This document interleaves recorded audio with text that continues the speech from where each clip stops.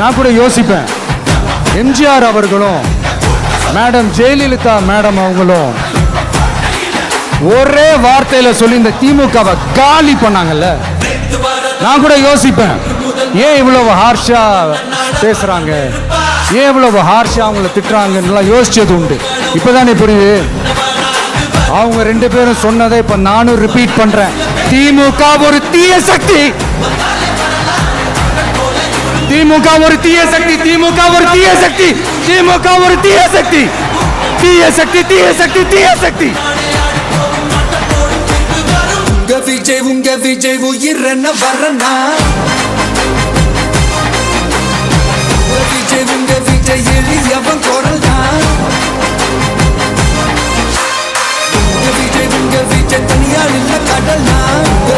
உங்க விஜய் எளியவன் குரல் தான். உங்க விஜய் தனியால் இல்ல கடல் தான். மக்கள் தானே மன்னர்களை உனக்கு காட்ட வரனா.